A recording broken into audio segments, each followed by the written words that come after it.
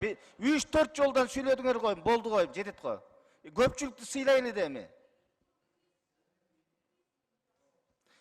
Урматтуу депутаттар, 5-чи жол берип атам го сизге.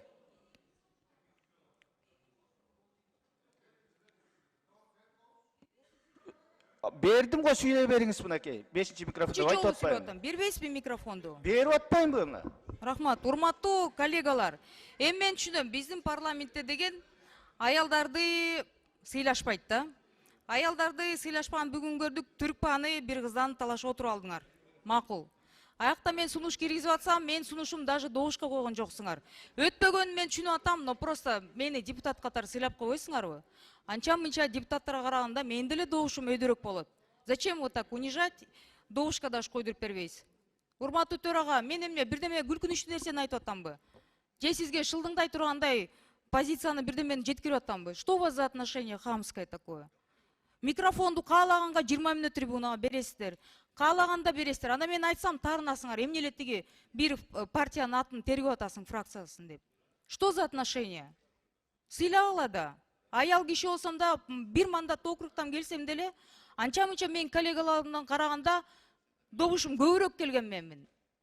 Не надо меня так оскорблять. Сунушту бергенде деген по закону коюп берсеңер болмок. Не шылдыңдап атасыңар? Ламун чыкпаган сайын совсем эле хамское отношение. Что это такое? Смешно вам? Смеяться будете в другом месте. Мен деле тиги добуш берген адамдарым бар, ошону сыйлагыла. Сколько раз чыксам, микрофонду каалагандай тейлейсиздер. Ушуну президент көрүп атса, сиздин шефиңиз көрүп атса, ошого жеткирип койгула. Нельзя так относиться к депутатам. Я не с улицы пришла. Мени эл шайлап келген. Ошо келгенден кийин де бир ошо добушту ошону шылдыңдап отурасыңар. Колдобой эле койгула. Вообще настолько унизительно и оскорбительно именно от наших коллег такой. Еще сидит и смеется. Элвира Жыргалбековна, кичине сабырдуу болсоңуз, сизди шылдыңдаган эч ким жок. Кырдаал баарыбызды ушундай жылмайып сүйлөгөнгө буйруп атат. Кырдаал ошондой болуп атат. Бул жерде эмне ыйлайлыбы анан кийин? Ушундай учур болуп атса, биз сизди шылдыңдабайбыз эч убакта. Сиз алган добуштан мен деле добуш алып келгем бир мандаттуудан.